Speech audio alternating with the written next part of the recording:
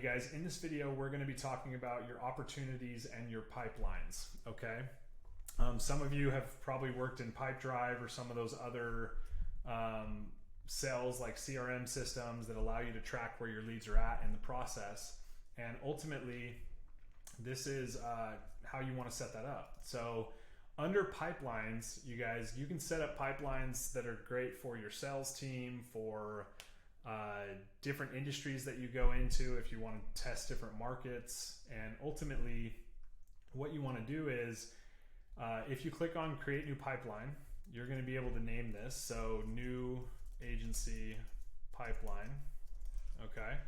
And the first stage of any pipeline typically is new lead, right? So lead in, whether it's from Facebook, whatever, it doesn't matter. You have a new lead come into your business. You can do, for instance, outreach number 1. You can do outreach 2. You can do outreach 3, right? You can do appointment booked.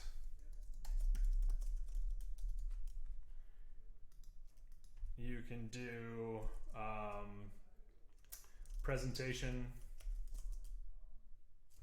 You can do deal won, deal lost, all sorts of stuff, right?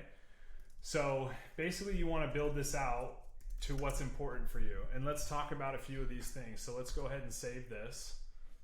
And then let's take a look at that in the opportunities pipeline. All right, so, let's go, where'd that go? New agency pipeline, okay. So what's cool about this is, let's say that we wanted to add a new lead to this. So new test lead,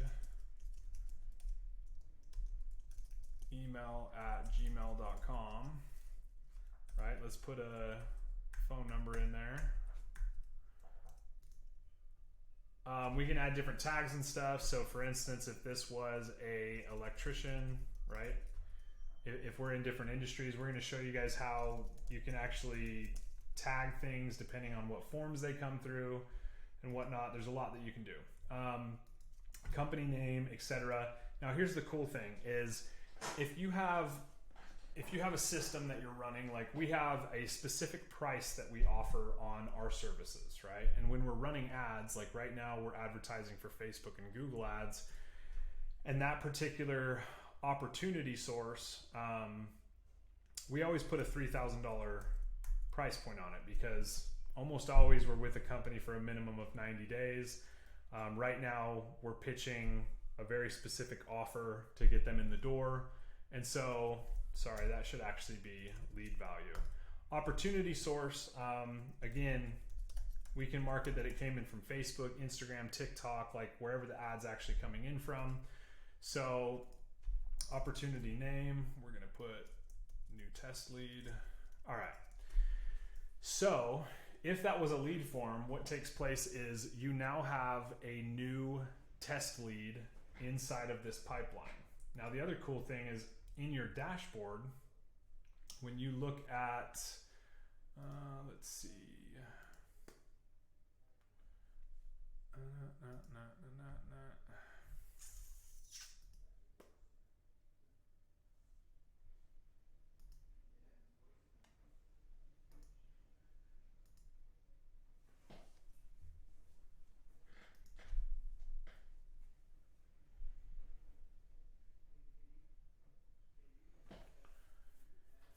now the other thing is, when you come over to your dashboard, you'll actually be able to now see like what's in your funnel, right? So you have one new lead of $3,000 in your funnel. So that's pretty cool.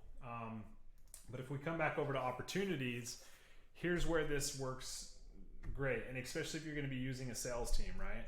So when a lead comes in, you guys, you need to contact them 3 different times within 72 hours, okay?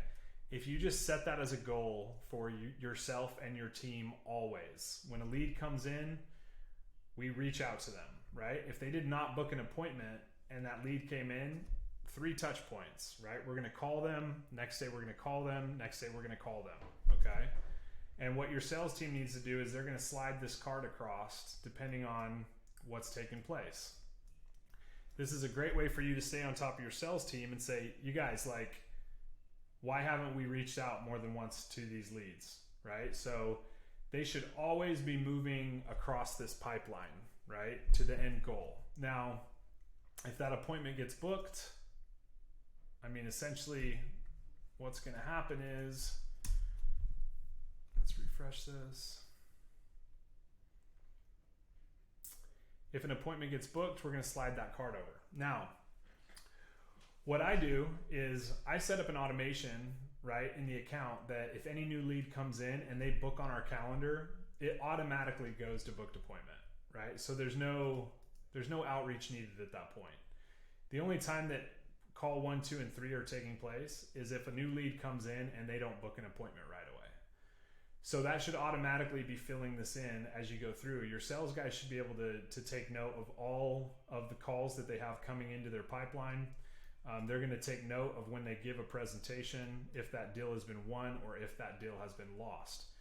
Now, the other thing is each of these tabs you can actually set up automations for. So you could have an onboarding tab, and when you slide this card over to that onboarding tab, you could have it auto send an email. You could have it auto send a contract.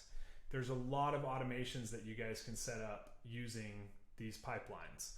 So this is where you can be really, really creative, and it is motivating, you guys, when you start having 15 leads in here that are worth technically $3,000 to you, and you can see the value that's adding up into these areas. It's motivating for yourself. It's motivating for your sales team to get these deals across the line. So using this every single day and using this with your team and having weekly discussions with your team on how to make it better, how to utilize automations to fire different things off and actually, just basically make your business easier as it goes. But that's pretty much it. As far as opportunities and pipelines, you can set up multiple pipelines in your business and you can track where they're at in the sales process. You can sort these, by different things. You can populate right here.